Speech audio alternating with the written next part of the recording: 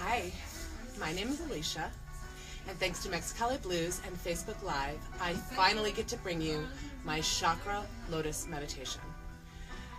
In the recent months, I have transitioned to Mexicali Blues, and it was a little bit of a rough start. I had to really take some time and focus on what I needed to bring into my life in order to make this transition as easy as possible. And these chakra meditation exercises I'm about to show you are going to be a lifesaver in some of your harder times. I use them to keep myself rooted and to keep myself centered and focused on the tasks at hand and the goals that I really wanted to achieve. I'd like to start off this meditation with a few deep cleansing breaths. It helps to center us, it helps to clear the mind and calm the body. So as we're going through our day, we're going to breathe in through the nose, nice deep cleansing breath filling the lungs.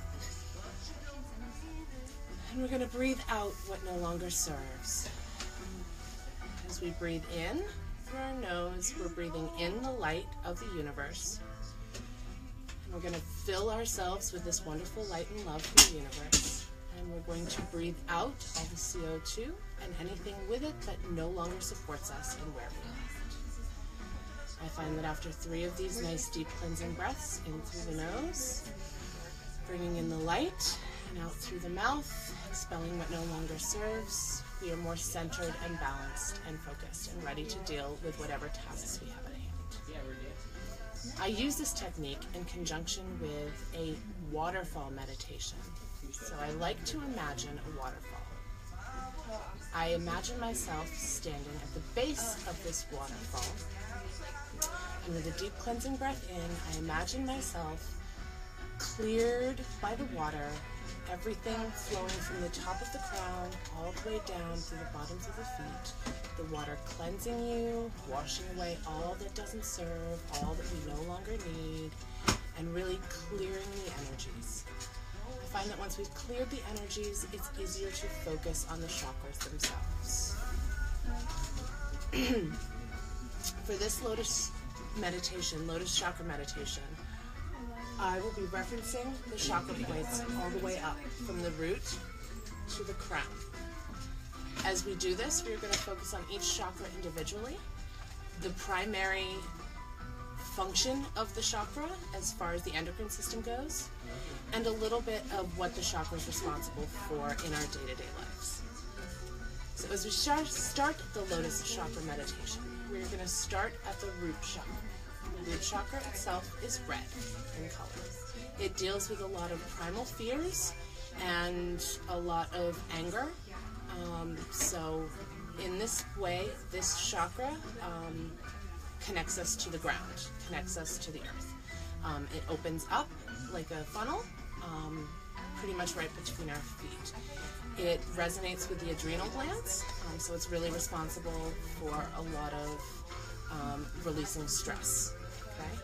As we focus on the root chakra, we're going to imagine it as a big lotus or a giant flower. If you like to imagine the flower of life that are above my head, that is a great way to reference this. The word chakra itself is a Sanskrit word for wheel. And in this way, it is responsible for bringing in and releasing energies, picking up on certain energies throughout the day. As we go through our day-to-day life, sometimes stress can cause a chakra imbalance. That's why it's so important to start clearing and cleansing each chakra. Sometimes you can do it several times a day. Lately, I find myself having to do it at least twice a day. Once in the morning to ground, stabilize, and focus on my day, and once at the end of the day to really kind of clear all that I've collected throughout the day. So as we start with the base chakra, we're going to imagine a bright red lotus seated pretty much right in between our legs, right at the base of the hips. We're going to imagine this lotus in the form that it is. Pay attention to whether it's closed like a bud, because that means we're not allowing too much energy to flow in and out of this particular chakra. Okay, ideally we want it opened, but we don't want it too open because that would allow for too much energy and the feeling of exhaustion would come in. So we focus on this, and as we breathe in, we focus on opening the chakra, clearing the chakra, and we do this by using the deep cleansing breaths. So follow along with me, and we will start by a deep cleansing breath in, visualizing the red chakra at the root, seeing the chakra open like a lotus, feeling it. Another deep cleansing breath in. Every breath out, we are releasing what no longer serves, and we are bringing in light and love into the chakra. Chakras also spin.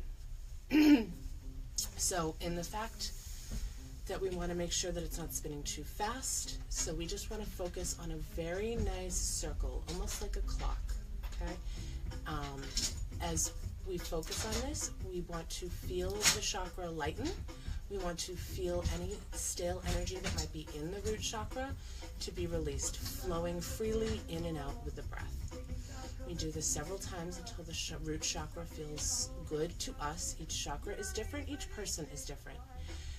And ideally at the end, when the chakra is perfect, I like to imagine the stem connecting right to the tailbone and being tied like a little bow. That way the chakra itself is rooted into your spine. The spinal column has a large flow of energy right through it. The second chakra I would like to move to, is going to be considered the sacral chakra. With the sacral chakra, this one is responsible for a lot of emotion. This is our sexuality chakra. This is where it connects to the reproductive system. And as we go through our lives, this chakra tends to fluctuate greatly depending upon our experiences and where we are at in this moment. So again, the first three chakras are usually the ones that need the most work, so feel free to take your time, revisit this meditation, and spend some serious time working on the first three chakras. This sacral chakra is, again, orange in color, and deals with sexuality. So we're going to breathe in through our nose. We're going to visualize this chakra. We're going to visualize it opening up until it feels right. Okay. If it feels too open, we're going to focus on closing it in a little bit till it feels just right, till there's the right flow of energy flowing into the sacral chakra. We're going to breathe this in through our nose. And again, we're going to breathe out what no longer serves. We should be visualizing the chakra lightening up in color, and we should be visualizing it being light in energy as well. Once the chakra feels right to you, again, we're going to take that lotus root and we're going to tie it right to the sacrum. Once that feels good, we're going to continue up the body. The next one in line is the solar plexus. It's yellow in color, and its job is the will center. That is where we store our image that we portray to the world, where we have our willpower. With this particular chakra, it connects to the pancreas. So it's very important to be able to keep it in line. Again, the first three chakras really root us to the earth. So it's very important, if you're having a hard time focusing, to really focus on those three chakras to help ground you and focus you in the moment, right in the now. So we're going to go ahead, we're going to focus on the solar plexus chakra, and we're going to focus on that chakra being round and perfect. We're going to focus on the lotus opening nicely. We're going to focus on bringing in all the light of the universe into this chakra with each cleansing breath in. And we're going to focus on releasing all that no longer serves on the out breath. Feel free to do this a couple of times until the solar plexus chakra feels right to you. Each chakra is different, each person is different. Once the chakra feels right to you, go ahead and root it right to the spine. You're going to root it probably about 2 inches above the belly button. Okay? The next one is the heart. Now the heart chakra is probably, I have to say, my favorite because it connects us not only to the earth, but to the universe as well. It is that middle center, it is that middle ground. It connects all three chakras on both sides. The heart chakra itself actually has two colors. Most people call it green, and that would be right with the rainbow, but it also has a pink side. The green side is masculine, and that deals with the right side of the body. And the pink side is feminine, which deals with the left side of the body. So as we're focusing on this, make sure you're feeling whether maybe your yin or your yang is out of balance, you're a little too masculine sometimes, a little too much warrior going in, not enough nurturing of self, not enough nurturing of soul. Really pay attention to where that sits in the chakra. Ideally, you want a perfect balance between masculine and feminine, and you'd really like to be able to breathe this in so that you have the ability to discern when to be warrior and when to be nurturer. So as we focus on the heart chakra, we're going to breathe in, and we're going to breathe in the love and light, and we're going to focus on it opening up, allowing for divine light and love, which is what this chakra is all about, to enter through the heart. As we breathe in, we focus on all that is serving us, all the light and love of the universe, breathing it into the chakra. On the exhale, we're going to breathe out what no longer serves. In this way, once you have achieved perfection in your heart chakra, you can go ahead and root that to the spine right behind the breastbone. And this chakra deals with the thymus, and so it's really important, especially during cold and flu season, to really keep this chakra in balance, as that really helps to support the immune system. The next chakra we're going to focus on is going to be the throat chakra. The throat chakra basically sits right behind the larynx, and it deals with the thyroid gland. In this particular case, the throat chakra is responsible for speaking your truth and speaking what's on your mind. Go ahead and envision a blue chakra.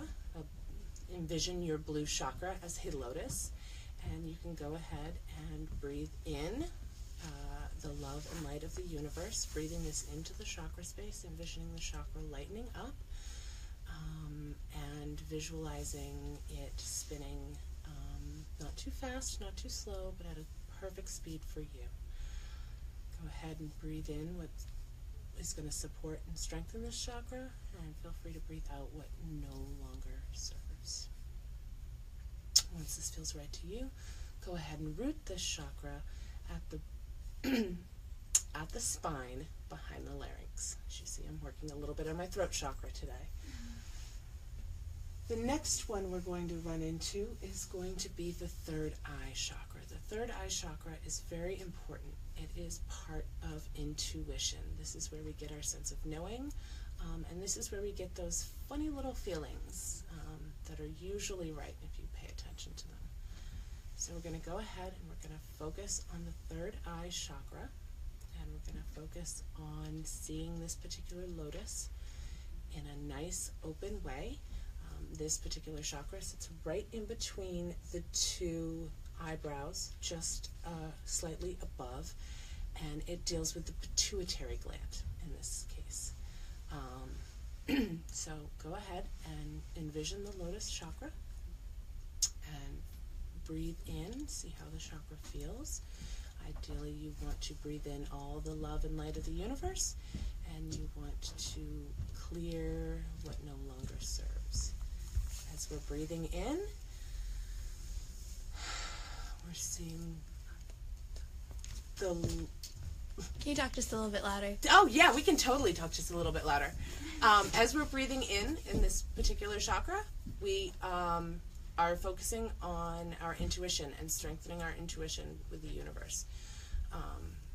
So as we breathe in, we want to see the lotus very strong and very stable, and we want to see it supported by the love and light of the universe. So we take nice deep breaths in.